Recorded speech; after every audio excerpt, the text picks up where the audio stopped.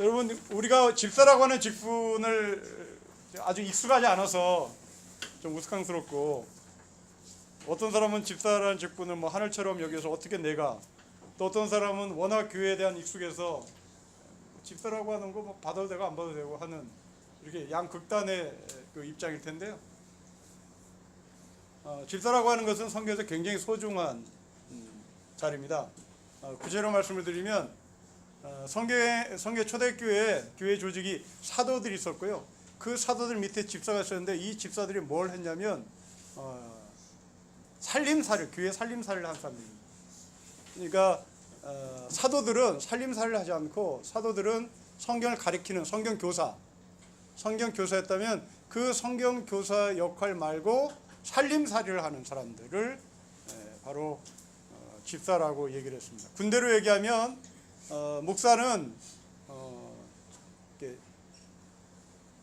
임지를 이동하는 장교들이라면, 집사는 하사관들이죠. 하사관들은 옮기지 않습니다. 그 부대에 뭐 10년, 20년 계속 있는 그런 역할. 왜냐하면 살림살이를 해야 되는 사람들이고, 장교들은 작전을 해야 될 사람들이고, 이런 차이가 있는데, 교회에도 그런 조직이 있습니다. 자, 우리는 그런 조직 가운데 도대체 교회가 무엇이냐라고 하는 것을 공부를 해야 이제 그 교회 안에 집사의 위치가 무엇인지를 드러날 수 있을 것 같아서, 지금 이 시간에 1시간 정도를 통해서 교회에 대한 공부를 하도록 하겠습니다. 자, 여러분들에게 나눠드린 그 유인물을 근거로 교회를 공부할 텐데요. 자, 교회를 바라보는 시간 크게 두 가지입니다. 하나는 제도의 관점에서 교회를 바라보냐, 하나는 사람의 관점에서 교회를 바라보냐. 이것이 교회의 역사, 교회의 전통 안에서 이루어진 시선입니다. 자, 첫째로 교회를 제도의 관점에서 보는 교회가 있는데, 바로 그 교회는 캐톨릭입니다. 이 캐톨릭은 교회를 하나님 나라로 동일시했어요. 하나님 나라와 교회는 동일하다. 자, 여기에는 어떤 모순이 생길까요? 하나님 나라가 교회다, 교회가 하나님 나라다. 그렇다면 교회 공동체 밖의 사람들은 영원히 구원받지 못하는 사람이고, 또 교회가 하나님 나라다 라고 하는 이 동일한 표현을 했을 때, 교회 수장 로마 캐톨릭의 교황은 곧 뭐가 될까요? 하나님의 자리까지 가버립니다. 이게 캐톨릭의 구조입니다. 그러니까 캐톨릭은 교회 직분의 계급이 아주 명확하죠. 절대 넘볼 수 없고, 절대 그 자리를 넘봤다가는 교회의 법에 의해서 징계를 받는 굉장히 엄격한 구조를 갖고 있는 것이 이제 캐톨릭입니다. 반면에 개신교는 교회를 제도의 관점에서 보는 것이 아니라 성경의 관점에서 보려고 노력하는데, 그 성경의 관점에서 보려고 하는 이 개신교의 교회는 제도가 아니라 사람으로 봅니다. 그러니까 제도의 관점에서 보느냐, 사람의 관점에서 보느냐 하는 것인데요. 자, 교회는 결코 하나님 나라가 될 수가 없습니다. 교회는 하나님 나라의 샘플이긴 하지만 절대 교회는 하나님의 나라라고 동일시할 수가 없습니다. 하나님의 통치는 제도 교회만 있지 않습니다. 하나님의 통치는 각각의 교회로 부름받은 사람에게 있습니다. 사람 안에 하나님의 통치가 있고, 사람 안에 하나님의 나라가 있다라고 누가복음은 계속 우리에게 말씀을 하십니다.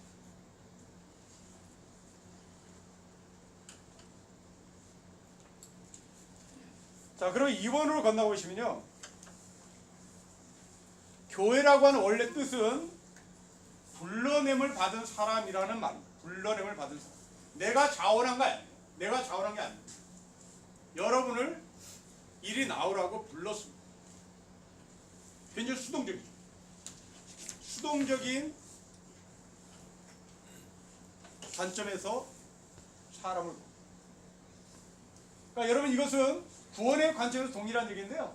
여러분들이 예수를 믿기로 작정했다, 결심했다 라고 얘기하는 말은 그것은 성경에서는 정확한 표현이 아닙니다. 성경에서는 여러분을 예수 믿게끔 하나님께서 불렀다라는 표현입니다. 부름이 먼저고 그 다음에 결심이 나중입니다. 그러니까 철저히 하나님의 주권을 따르는 거죠. 하나님의 주권, 하나님의 통치, 하나님의 주권이 나를 불렀다. 내가 하나님을 믿겠다고 나선 것이 아닙니다. 하나님이 나를 불렀다. 이것이 교회 결입니다. 자, 이 교회는 지역에 있는 교회를 말하기도 하고 가정에 교회가 있다는 것도 성경은 우리에게 보여줍니다. 갈라디아서 1장 2절에 보시면 갈라디아의 여러 교회들 이런 표현인데 갈라디아라고 하는 지역, 지금 터키 지역인데요. 그 터키 지역에 있는 여러 교회들을 통째해서 갈라디아 교회라고 얘기하고요. 또 로마서 16장 5절에 보면 어떤 집, 아굴라와 브리스길라라고 하는 사람의 집, 그 집에 모인 모임도 교회라고 얘기합니다. 그러니까 교회는 굉장히 폭이 넓습니다. 굉장히 폭이 넓어요. 그러니까 지금 여러분들이 GBS 하는 그것도 엄밀히 말하면 교회고, 여러분이 구역 예배 드리는 것도 교회고, 여러분들이 가정에서 예배를 드리는 그 예배 장소가 교회가 됩니다. 이 제도적 교회가 아니라 사람이 예수의 이름으로 모인 곳, 사람들이 예수의 이름으로 모인 곳을 교회라고 말하죠. 또한 이 교회는 지상에만 있지 않고 우주에도 있습니다. 천상의 교회가 있는데 그 천상의 교회가 예배소 1장에 나와 있는데, 여러분 예배소 1장의 말씀을 한번 우리 같이 프린트해놓은 걸 읽어볼까요? 시작. 만물을 그의 발 아래 복종하게 하시고 그를 만물 위에 교회의 머리로, 만물 위에 그림을 그려보시면 만물 위에 교회의 머리 이렇게 된 거죠. 만물, 이게 우주겠죠? 우주 위에 교회, 교회 위에 머리 대신 예수 그리스도, 이게 교회입니다. 그러니까 교회는 우리가 생각하는 이 우주가 대한 구퉁이 어떤 지역, 어떤 가정에 존재하는 것으로 끝나는 것이 아니라 하나님이 부르신 교회는 이 모든 만물 위에 존재하는 교회도 있고, 그 교회를 통치하시는 분은 예수 그리스도시다. 자, 그러면 이 글을 보시면 예수 그리스도가 교회에게 하시는 말씀을 어디에 전달하는 겁니까? 세상에 전달하는 게 그렇잖아요. 예수가 교회에게 말씀하시는 말씀을 세상에 전달하는 것이 교회의 책무입니다. 자, 여기서 3장 10절 말씀에도 동일하게 나오는데 이제 교회로 말미암아 하늘에 있는 통치자들과 권세자들에게 하나님의 각종의 지혜를 알게 하려 하십니다. 교회로 말미암아 우주적 교회죠. 우주적 교회에게 하늘의 통치자들과, 이 하늘의 통치자들은 권세 있는 자들이죠.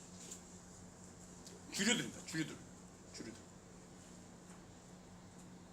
그 주류들에게 별 볼일 없는 사람들이 하나님의 권세를 알게 하는 책무를, 미션을 받은 사람들이 바로 교회입니다. 자, 성경은 교회에 대해서 여러 가지 설명을 하고 있는데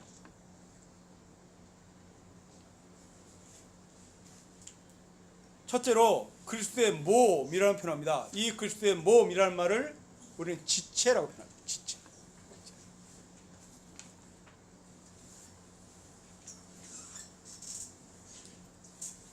예배소 2장 20절에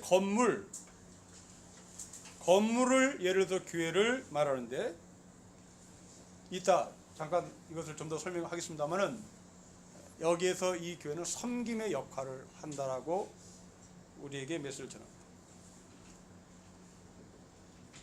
예배소 5장에 있는 그리스도의 신부는 순결이죠.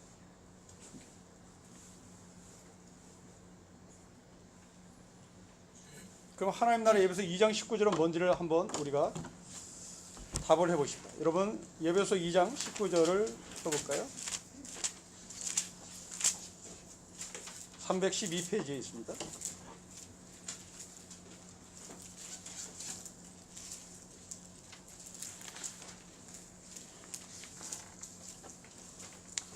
(312페이지에)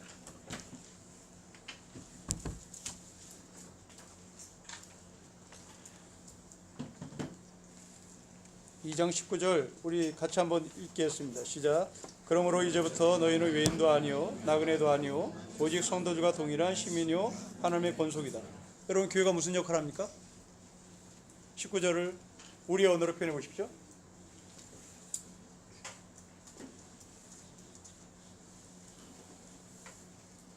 경력이 뭘로 표현할까요? 이 표현을? 현정지 뭘로 표현할까요? 공동체. 좀 더 피부에 와닿게 표현을 다시 해보십시오. 2장 19절을 근거로 이게 교회인데? 이게 교회인데? 응? 저희가 주인인 거? 다시 한번 읽어보십시오. 자, 수연자매 뭘까요? 2장 19절을 우리 유한형제 뭐라고 표현할까요? 2장 19절은 이게 교회인데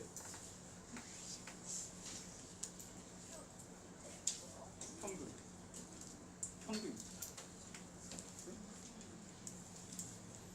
그렇죠?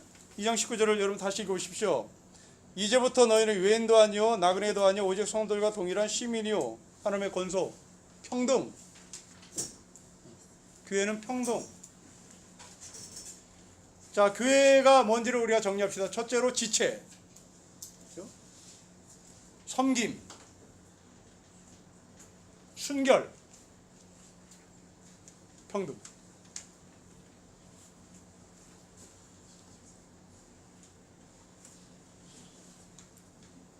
자, 그럼 질문합시다. 그럼 왜 교회는 목사와 장로와 이런 계급이 있을까요? 이건 뭘까요? 평등이라고 지금 내가 얘기했고 우리는 다 평등이라고 동의했는데 그럼 왜 교회는 목사가 있고 장로가 있고 권사가 있고 집사가 있죠? 왜 그럴까요? 집사네? 왜 그럴까요? 도대체 이 사람은 뭐 하는 사람들이에요? 목사들 계급인가요? 뭔가요? 평등이라는 거예요. 지금 평등이라고 분명히 얘기했는데 그럼 뭘까요 이 사람들? 여러분들이 집사가 이제 되는데 뭘까요 여러분들? 역할이죠. 역할이 계급 아니죠. 역할. 자, 저는 여러분에게 이제 이 네 가지 교회의 미션, 지체해야 된다, 섬겨야 된다, 순결해야 된다, 평등해야 된다, 이 네 가지의 모습을 신림교회가 갖고 있다면 대체 어떤 것이 분명하고 어떤 것이 부족한지 여러분에게 한번 숙제를 내드리고 싶은데요. 자, 우리 교회 평등합니까? 예를 드세요.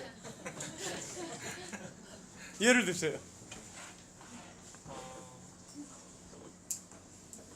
사실 제가 경험했던 다른 교회에서는 담임 목사님한테 가서 이렇게 뭔가 물어보거나 목사님 오늘 말씀 중에 이런 게 제가 생각할 때는 잘못된 것 같은데요 라고 말을 하기 어려운 아예 못하는 경우가 많은데 우리 교회 같은 경우는 목사님도 그런 걸 굉장히 좋아하시고 자유롭게 서로 뭐 어른이나 아이나 이야기할 수 있어서 항상 내 광팬이니까 그래.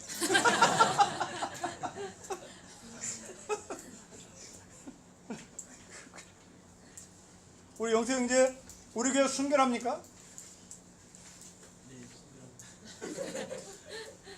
뭘? 예를 들어.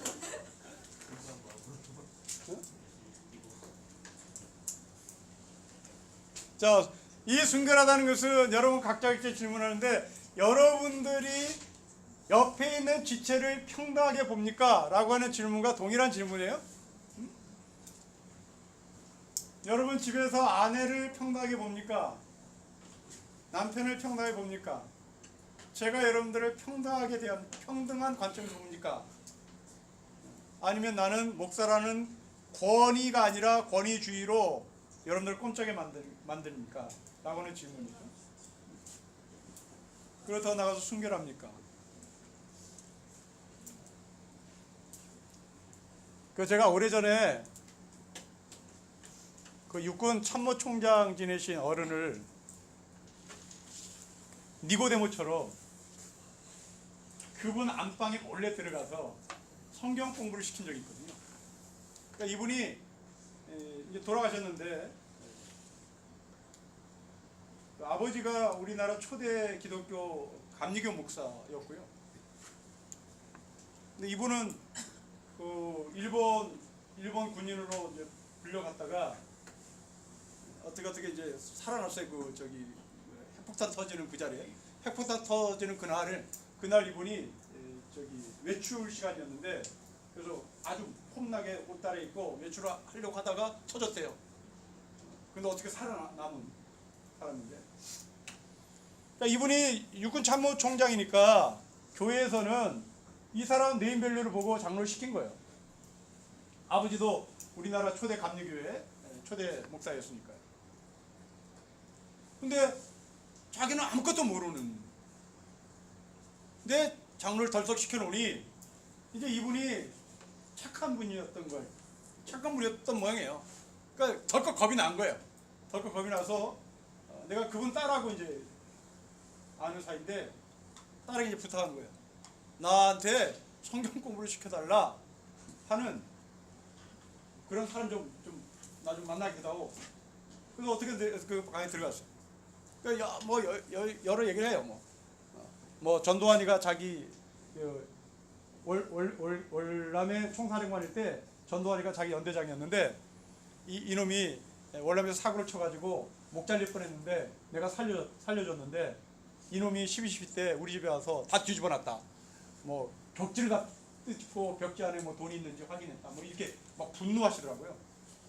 근데 그게 이제 중요한 게 아니라 이분이 이 부인이 권사님이신데 이 권사님이 얼마나 대포가 세냐면 그 박정희 시대 때 얼마나 그 이상한 그 모임을 하잖아 이거 고위 관료들이.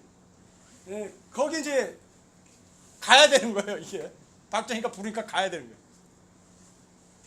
그러면 이 권사님이 자기 남편의 빨간 넥타이를, 확실한 빨간 넥타이를 딱 매주면서 어깨를 탁 치며 여보 난 당신 믿어. 그걸 보낸다는 거예요. 이게 평상시에 얼마나 신뢰관계가 형성되어 있으면 빨간 넥타이를 확실히 매주면서 룸사롱에 가든지 여자가 쥐중림에 갇혀 있는 그 모습으로 가든지 나는 당신을 믿어. 그걸 보냈다는 거예요. 훌륭한 분이죠. 그러니까 저는 그 박정희 시대 때 육군 참모총장을 지낸 분으로서 이상한 눈으로 쳐다볼 수밖에 없잖아요. 그런데 정말 이분의 인격을 제가 볼 수 있었던 것은 5남매가 있는데 2남 3녀 3남 2녀인데 이 5명 모두가 다 정략 결혼한 사람이 아무도 없어요. 다 자기가 알아서 다 자기가 알아서 아주 소심으로 다 삽니다. 그러니까 그 서슬퍼런 그 시대에 자기의 권한을 가지고 정략 결혼을 시켰으면 이 자녀들은 아마 재벌집에 며느리가 됐던 사위가 됐던 뭐가 됐겠죠. 그러니까 여기에서 이 순결, 그러니까 여러분들 아내가 교회로 부름받았고 남편이 교회로 부름받았습니다. 남편과 아내가 교회로 부름받은 여러분들에게 요구되는 것이 바로 순결, 깨끗하게 돈 버는 거, 깨끗하게 돈 쓰는 것, 밖에 나가서 내 남편이 나를 신뢰하기 때문에, 그리고 내 아내가 나를 신뢰하기 때문에 나는 룸사롱에 간다 할지라도 약속을 지킨다. 순결을 지킨다. 룸사롱 안 갈 수밖에 없는 상황이 벌어지겠죠, 여러분들이. 직장에서 이것은 우리나라의 문화로 자리 잡았고, 거기에 가서 우리는 네트워크를 형성해야 되고 서로 정보를 주고받아야 되는 필수 과정 중에 하나라고 저는 알고 있습니다. 가세요. 그러나 내가 교회다. 바로 그 교회는 예수 그리스도를 기다리는 신부의 모습이다. 바로 순결이다. 이것을 우리는 다시 한번 확인해 놨으면 좋겠고, 섬김은 조금 이따 또 설명을 해보도록 하겠습니다. 그리고 지체입니다. 과연 그런데 저는 이 일본 지체에 대한 신림교회의 역할이 좀 약하다고 저는 보는데요. 우리가 모두가 다 이 도시에 있는 교회로서 서로가 잘 알지 못하는 관계로 폭넓은 지체는 우리가 유지하지 못하는 것 같고 그냥 소규모의 지체로 교회 생활을 하고 있는 것 같습니다.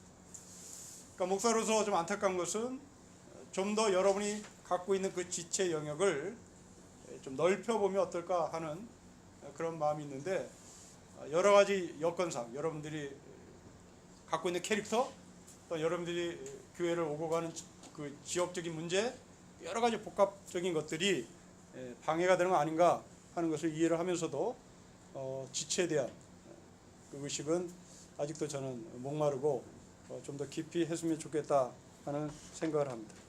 자, 이 가운데 우리는 좀 더 구체적인 교회 하나를 좀 설명해 보고 싶은데요. 교환에 그걸 뒤로 미루지 않았군요. 자, 다시 합니다. 자, 여러분 예배소 2장을 다시 보십시오. 예배소 2장의 섬김에 대한 이야기를 좀 합시다. 예배소 2장 19절부터 22절에 19절은 이제 평등입니다. 그 다음 20절을 보십시오.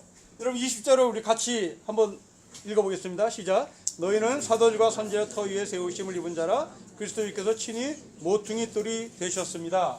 자, 건물입니다. 자, 이게 이제 건물인데, 교회 건물인데, 여러분 20절 말씀을 다시 보시면 사도들과 선지자들의 터 위에 20절 맨 앞에 너희가 있다.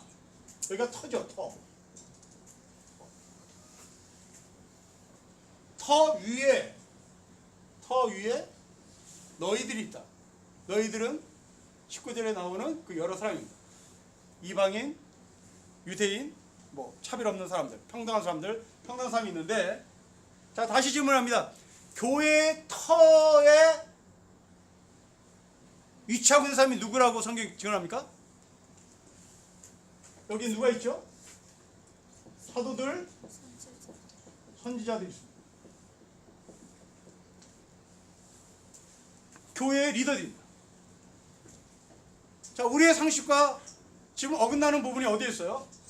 자, 교회 리더들, 목사들, 장로들, 사도들, 선지자들, 교회 굵직굵직한 리더입니다. 이 굵직굵직한 리더들이 우리의 상식으로 보면 이 사람들 어디가 있어야 되죠? 기둥해야 됩니다. 기둥. 천정해야 되든지. 그런데 교회의 소위 최고의 리더들이 성경은 어디에 있어야 되냐면 터에 있어야 된다고 합니다. 이거 충격입니다.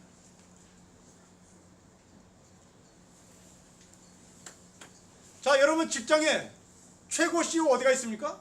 몇 층이 있어요? 현수 형제? 11층이, 형제는 몇 층이 있어요? 14층에. 뭘? 왜 여기 되네? 사회에서 CEO들은 가장 높은 곳에 있습니다. 최고 리더들은. 그리고 말단이 맨 아래에 있죠. 영태형제 연구원에서 책상이 어디에 위치하고 있어요? 이 평에서 책상이 출입문에 있어요? 저 뒤에 있어요? 그건 말단이네? 이게 우리는 내가 지금 어디에 있냐에 따라 그 사람 신분을 규정 질 수 있거든요. 자, 그런데 놀랍게도 성경에 교회의 터는 별 볼면 인간들이 바닥에 깔리는 것이 아니라 사도와 선지자입니다. 자, 이 건물을 보십시오. 목사가 여기 있어야 됩니다. 상기성. 장로는 이거 해야 돼요. 왜? 헌금 많이 하는 기둥, 헌신 많이 하는 기둥, 봉사 많이 하는 기둥이잖아요. 그런데 성경은 이 사람들이 바닥으로 내려갔네. 바닥은 뭐 하는 데인데요? 바닥이 어떤 곳입니까? 이거 가장 더러운 곳입니다. 가장 더러운 거. 여기는 사람 손이 가지 않아요. 천정은 사람 손이 가지 않습니다. 바닥이 가장 더럽습니다. 침 뱉고 껌 뱉고 쓰레기 버리고 밖에서 오물 밟은 신발이 그대로 여기 들어오고, 그러면 교회 리더는 뭐 하는 사람이라는 거예요? 그게 섬기는 사람이에요. 그게 섬깁니다. 그러니까 여러분들은 지금 바로 이 자리에 들어오는 겁니다. 이 자리. 발표로 들어오는 거죠. 발표. 자, 발표 준비가 돼 있어요? 주연자 발표 준비돼 있어요? 영미자매 발표 준비돼 있어요? 자, 여러분 가정에서도 똑같은 원리가 작동되는데 가장 발필의 사람이 누구죠? 가정을 갖고 계신 분? 너희들은 몰라. 집에서 가장 발필의 사람이 누구죠? 엄마죠. 최고죠. 가장 많이 발핍니다. 알아주지도 않아요. 알아주지도 않죠. 어저께 벌써 TVN에서 새로운 드라마 하던데, 아름다운 이별 10시에 봤어요? 아, 정말 눈물 그 치매에 걸린 할머니와 시어머니를 모시고 남편은 의료사고로 그 자기의 모든 재산을 다 꼬라박고 어디 페이 닥터로 들어가서 사람들한테 손가락질 받으며 일을 하는데, 자기 부인은 그 치매 걸린 시어머니를 모시고 두 자녀 딸과 아들을 섬기며 생고생을 하는데 이 사람이 난소암에 걸렸어요. 아무도 몰라. 그 시어머니는 치매가 딱 걸려서 작동되면 막 쌍소리하고 막 저기 홍시감을 먹다가 이거 개똥이라 그러면서 막 던지고, 그걸 다 받아내요. 가장 발피는. 그 가장 발피는 그 사람을 그 식구 중에 아무도 알아주질 않아요. 아무도 몰라. 아무도. 여러분, 이게 바로 터에 진입하는 여러분들의 운명입니다. 사도들, 선지자들. 결국 여러분이 저를 밟아야 교회가 교회다운 교회가 된다. 여러분들이 저를 못살게 굴고 여러분들이 저의 영향물을 다 빼가야 교회다운 교회가 된다. 이것이 바로 섬김. 그러니까 지체, 그리고 순결, 섬김, 평등. 여러분 가정에 이것이 적용됐으면 좋겠고, 그리고 우리 교회에 여러분들이 이것을 적용하는 그런 집사의 직분을 수행했으면 좋겠습니다. 자, 이제 성경에 나오는 좀 더 구체적인 교회 두 개를 좀 살펴봅시다. 하나는 예루살렘 교회고요, 하나는 안디옥 교회인데, 저는 이 두 교회를 이제 대조시켜서 우리가 어떤 교회를 갈 것인가에 대한 생각을 해보기 위해서 이 두 개를 소개합니다. 자, 먼저 예루살렘 교회입니다. 사도행전 2장을 보십시오.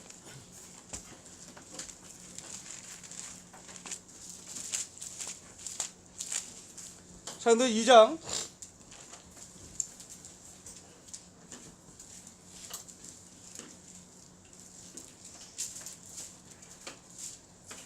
41절 42절 말씀 보시면,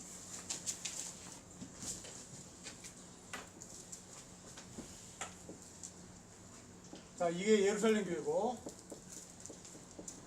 이게 안디옥 교회를 이제 우리가 살펴봅니다.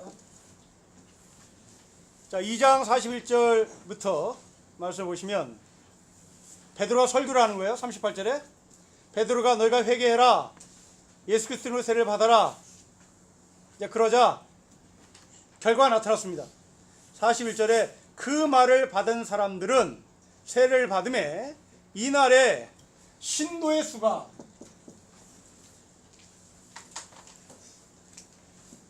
신도의 수가 3,000이다. 이렇게 기록을 하고 있고요. 그 다음에 두 번째로 42절에 사도의 가르침을 받아 떡을 떼고 교제를 합니다. 그리고 기도를 하죠. 이게 처음 지상에 세워진 교회의 모습입니다. 아름다워요. 다 아름다워. 신도의 수가 3,000, 가르침, 교제, 기도. 어디 하나 아쉬울 게 없어요. 그런데 여러분 6장을 가보시면 사고가 터집니다. 6장 1절에 보시면 그때 제자가 더 많아졌는데, 더 많아졌어요? 3,000에서 더 많아졌습니다. 더 많아졌는데 헬라파 유대인들이 자기의 과부들이 매일 구제에 빠짐으로 히브리파 사람을 원망합니다. 드디어 사고가 터집니다.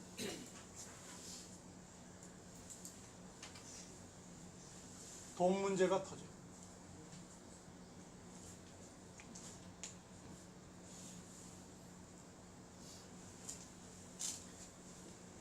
히브리파 사람, 헬라파 사람의 갈등. 무엇으로? 돈으로. 이 헬라파 사람이라는 것은 우리말로 얘기하면 지금 미국 시민권자를 가진 사람입니다. 그러니까 이스라엘에서 이민 갔다가 다시 들어온 사람.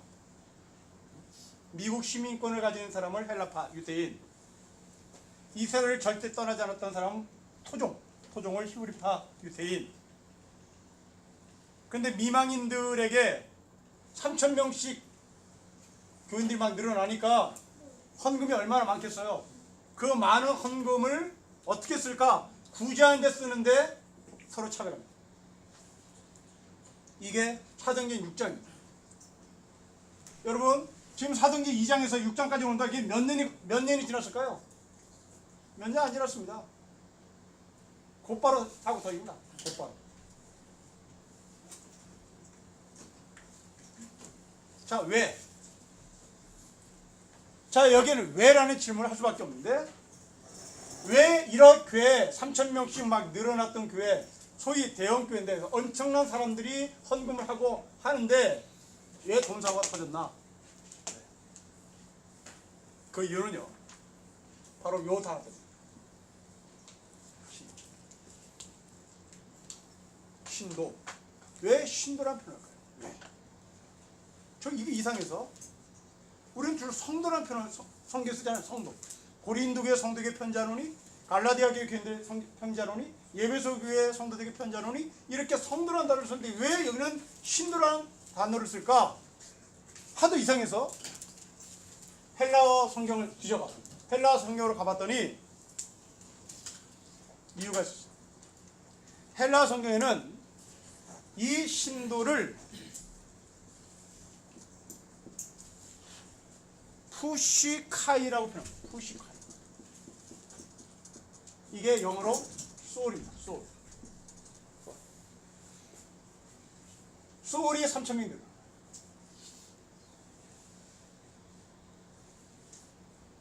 여러분 왜 사도행전 2장의 예루살렘 교회 3,000명의 사람을 소울이라고 부를까요?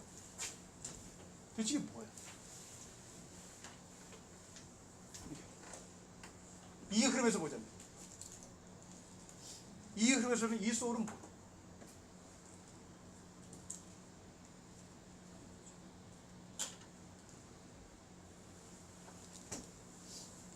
헛개비들이에요. 헛개비.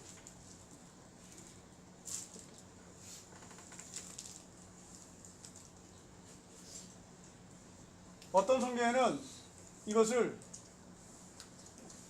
멤바라고 표현했어요. 멤바. 무슨 말이죠? 멤바. 교인이 아니에요. 성도가 아니야.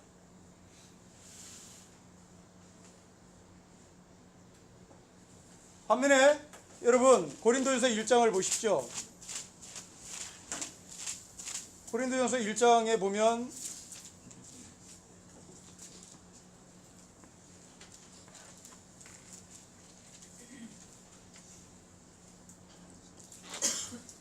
(1장 2절에) 고린도 교회는 하나님의 교회 곧 그리스도 예수 안에서 거룩해지고 성도라 부르심을 받은, 이 성도라는 단어는 여기는 정반대로 성도라는 단어를 쓰는데 세인트입니다. 세인트. 놀랍잖아요. 성경은 아주 세밀합니다. 단어 하나 쓰는데 우리에게 던지는 메시지가 정확해요. 이들은 세인트가 아니었어요. 이들은 소울에 불과했어요. 멤버에 불과했어요. 교회 다니는 사람이었어요. 이 사람들이 돈이 많이 모이니, 다시 말하면 훈련받지 않으니, 다시 한번 정확한 교회가 뭔지를 모르는 사람들에게 돈이 주어지자 이 돈은 차별 안 됐어요. 헬라파 사람들에게 적게 줬어요. 히브리 사람들에게 더 많이 주는 우를 봅니다. 이게 예루살렘입니다. 예루살렘 교회를 정리합시다. 대형 교회, 얼마 지나서 곧 사고 치는 거예요. 이게 10년을 갖겠어요? 20년을 갖겠어요?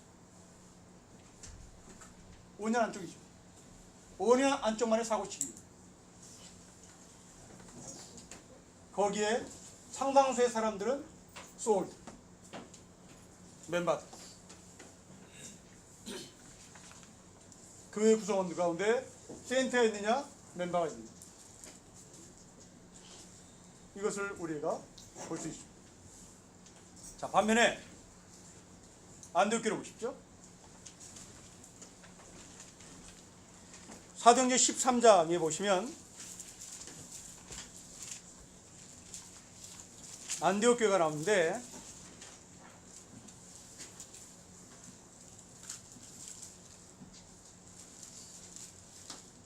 자, 이 안디옥 교회가 어떤 영적인 위치를 차지하고 있는지를 먼저 봅시다. 사도행전 11장 26절 앞으로 좀 가보시죠. 한 장 넘기면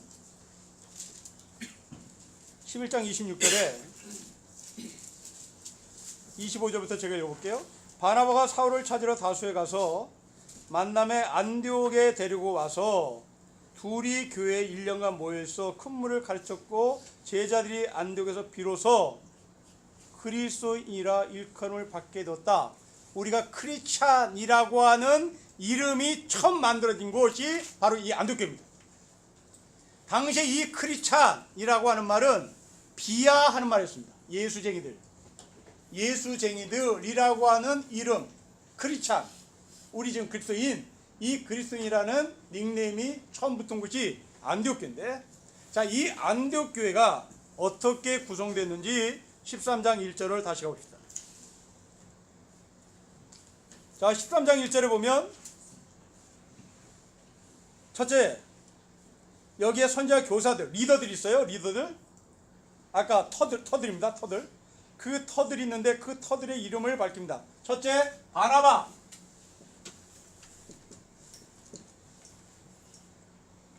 두 번째, 니그로, 시몬.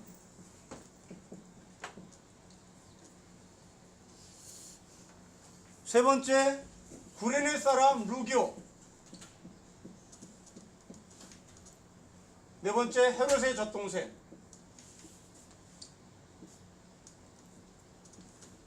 마나에. 자, 이건 이방인 교회입니다. 이건 유태인 교회예요.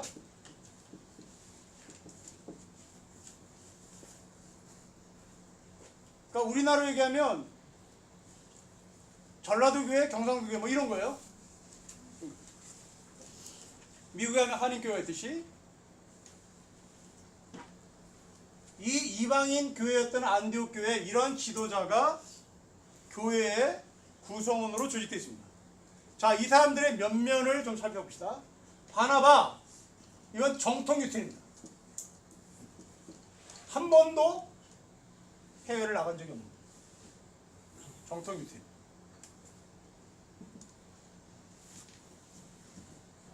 니그로 깜둥입니다. 깜둥이. 구레네 이거 아프리카입니다. 이 사람도 흑인이에요.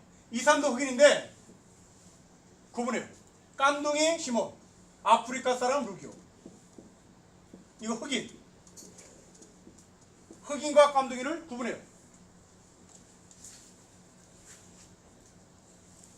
그 다음에 마나이는 예수 그리스도를 믿는 우리 입장에서 이 사람은 우리의 원수예요. 원수. 기독교인들. 기독교인들 원수들. 요 사람들이 안디옥 교회 구성을 합니다. 자, 묻습니다. 2000년 전에 안디옥 교회가 지도자들이 이런 사람들이 있습니다.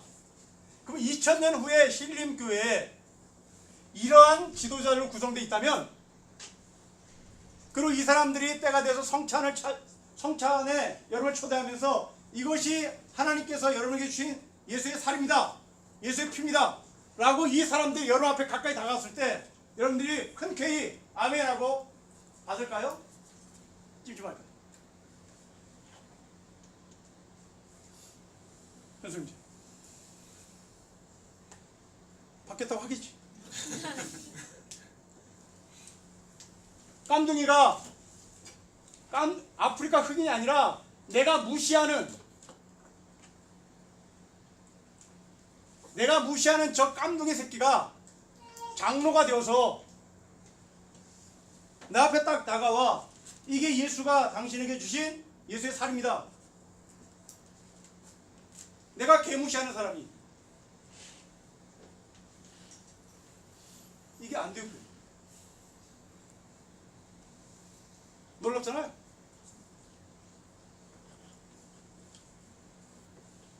여러분 지금 2000년이 지난 한국 교회의 모습 가운데는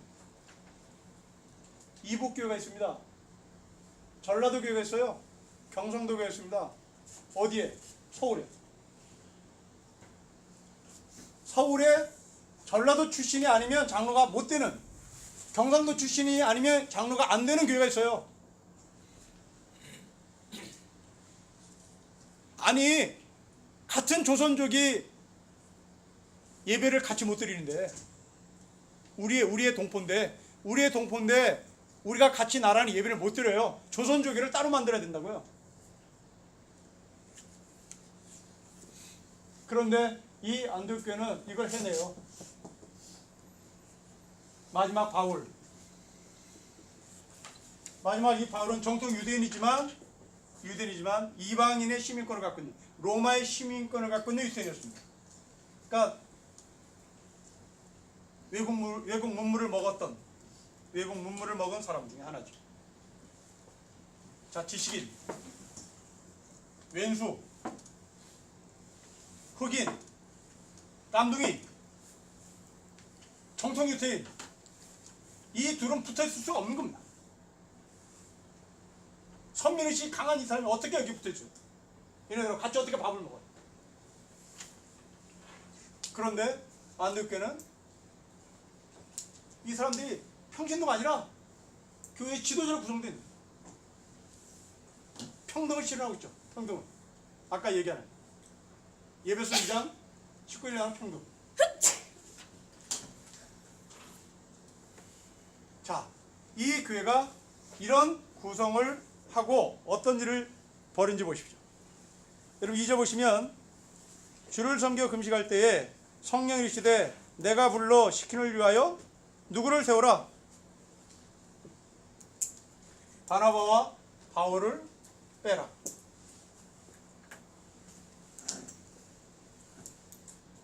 여러분 우리 같으면 누구 빼겠어요?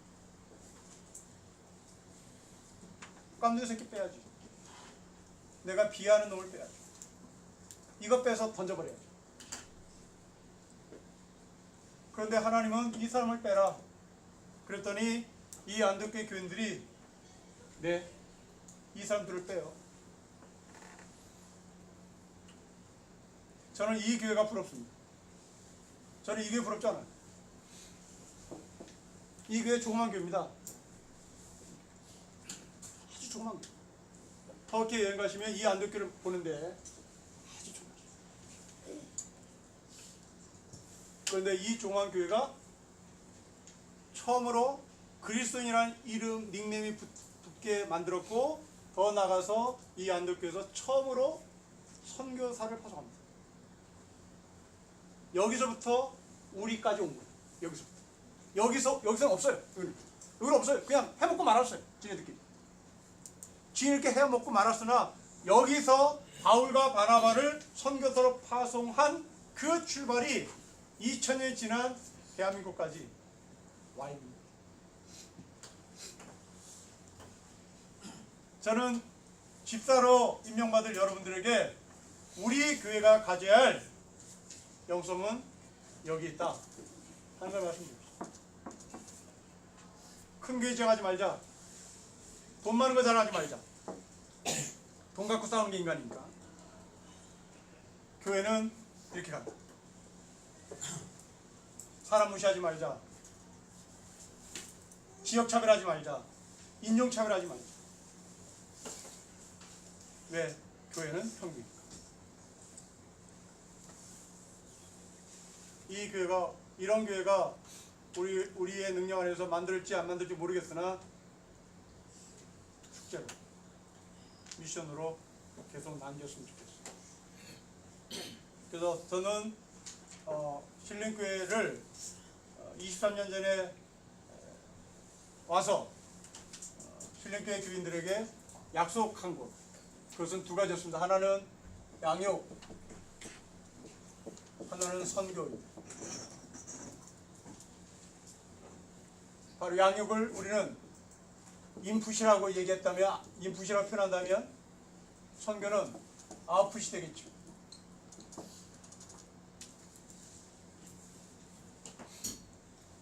여러분 살찌는 거 좋습니까? 살찌는 거 좋아요? 싫죠? 살찌는 거 좋아요? 싫죠? 그런데 왜 교회는 살찌려고 하죠? 왜 교회는 큰 교회 만들려고 하죠? 살찌는 거 좋아요? 살찌는 거 좋아하는 사람 아무도 없습니다. 그런데 왜 교회는 살찌는 걸 좋아해요? 왜? 자, 이 그림으로 이제 강의를 마치겠습니다. 자, 한국교회가 여기 있습니다. 하나님께서 엄청 집어넣었죠. 엄청 집어넣습니다. 초기 선교사를 통해서, 그 다음에 저는 어렸을 때 선교사들이 보낸, 미국 교회가 보낸 우유 먹고 컸죠. 엄마가, 저는 막내여서 엄마가 젖이 나오질 않아서 그 미국에서 보낸 우유, 근데 우유도 아니죠. 여러분 그 경험이 없을 텐데요. 샌프란시스코에서 우유를 실으면 배에 싣겠죠. 배에 실어서 일본을 거쳐서 한국에 오면 그 사이에 이 우유의 그 포장이 뜯어져서 바람이 들어갑니다. 바람이 들어가면 이 우유가 굳어져 버려요. 망치로 깨도 안 깨져요. 저 어릴 때 기억에. 망치로 엄마가 깨는 걸 봤는데 안 깨져요. 그걸 물에 타서 끓여서 절 먹였다고요. 이게 우리 세대예요. 그때 그 아주 딱딱한 우유, 그 딱딱한 우유를 포장한 그 포장 그림이 저는 아직도 잊혀지지 않는데, 두 손이 악수를 해요. 하나는 우람한 손인데요, 그게 미국 손이에요. 그 다음에 아주 야리야리한 손, 이게 한국 손이에요. 더욱 잡는. 이게 뭐예요? 내가 니들 먹여 살린다, 이 메시지예요. 내가 니들 먹여 살리는 거야. 이걸 끊임없이 보고 큰 거예요, 우리는. 그럼 미국 하면 껌뻑 죽는 거예요. 하나님은 하나님 미국을 통해서, 그리고 미국에 있는 교회를 통해서 이렇게 인풋을 한 거예요. 그럼 나도 사는 거예요. 죽지 않았습니다. 70년대 또 늘게 했고, 또 늘게 했고, 막 컸어요. 그러면 빼야죠. 그럼 아웃풋을 했어야죠. 어떻게? 봉사, 사회 섬김 좀 가야 돼. 그런데 차단해. 그리고 늘기만 하는 거예요. 비만된 거죠. 여러분, 공룡이 왜 사라졌습니까? 이 지구상에서 공룡이 사라진 이유는 하체가 부실해서 사라진 거거든요. 하체. 지금 한국교회는 하체가 부실합니다. 따라잡지를 못해요. 왜? 아프선 안 했거든. 돈 생기면 건물 사, 또 돈 생기면 교회 묘지 만들어, 또 돈 생기면 교회 수련회장 만들어, 또 돈 생기면 계속 땅 사는데 급한 거죠. 그게 현재까지 와서 아무 능력 있는 교회가 되어버렸습니다.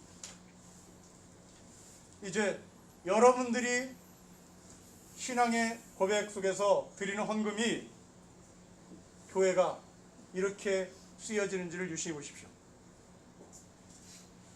그리고 교회가 이렇게 민족을 초월하고 지역을 차별하지 않고 서로 평등한 모습으로 함께 살아왔는지를 보십시오. 이 모습들이 우리 안에서 이루어지는 것을 보면 여러분들은 정말 찬사를 보내고 더 우리 함께 가자고 격려하십시오. 그러나 그렇지 않을 경우에는 여러분들이 교회 지도자를 향해서, 여러분들 이제 지도자니까 교회 지도자 향해서 분명히 짚으십시오. 짚었는데도 말을 듣지 않는다. 그럼 여러분들은 교회를 떠나셔야 합니다. 이 교회를 버리셔야 합니다. 그리고 여러분들의 살 길을 찾아가야 합니다. 우리는 신림교를 위해서 존재하지 않습니다. 우리는 하나님의 영광을 위해서 존재합니다. 신림교는 제도에 우리가 종이 되게 하여 예수를 믿는 거 아닙니다. 우리는 하나님 앞에 바로 서기 위해서 예수를 믿는 것이고, 그러려면 나는 제대된 교회를 찾아가야 합니다. 끝으로 지난주에 한 2주, 3주 전에 스웨덴으로 이민간 자매가 산부 예배 때 간증을 하고 떠나셨는데, 저에게 메일이 왔습니다. 많은 메일이 있었는데 거기에 정말 마음 아픈 메일이 뭐였냐면, 자기가 지금까지 만난 사람들은 예수를 믿는다고 하는데 모두가 다 예수를 믿지 않는 사람인 것 때문에 자기는 뒤통수를 맞은 깊은 상처가 있습니다. 이게 이 사람의 메일의 주된 내용이었습니다.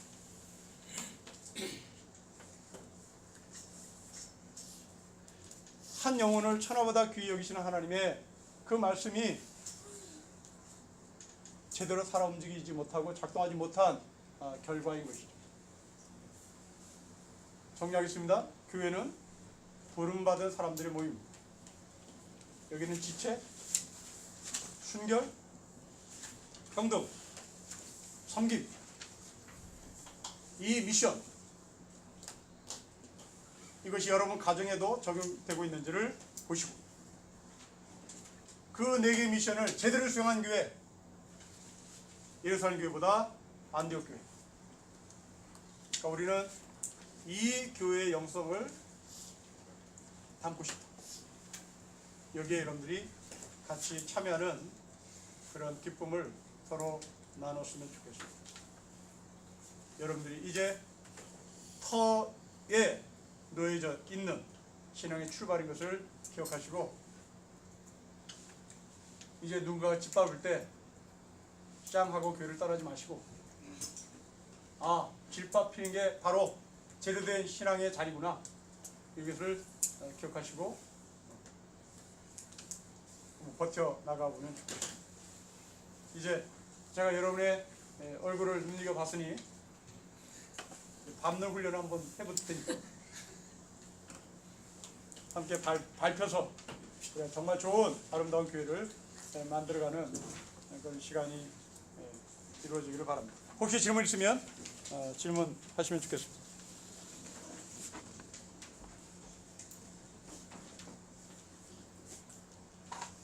자, 질문 없으면 우리 기도합시다. 하나님 아버지, 교회로 부름받은 우리가 교회의 역할이 무엇인지, 교회의 미션이 무엇인지 나누었습니다.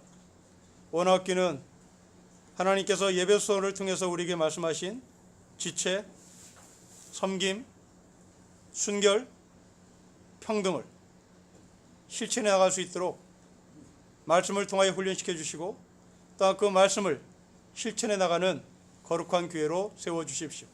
아버지, 홍수가 나서 정작 물이 많은 것처럼 보이나 마실 물이 없는 이 현 세태 앞에 우리도 거기에 흙탕물을 더하는 어리석은 교회가 되지 않게 하시고 그 흙탕물을 맑게 하는 샘물의 교회가 되게 하시며 안디옥 교회의 영성을 갖게 하시고 이 땅을 변화시키고 변혁시키는 하늘의 교회로 삼아주심에 감사하고 이 미션을 놓치지 않게 하옵소서. 주 예수 그리스도의 이름으로 기도합니다. 아멘. 자, 고생하셨습니다. 강의해 주신 우리 목사님, 박수 한번 감사합니다.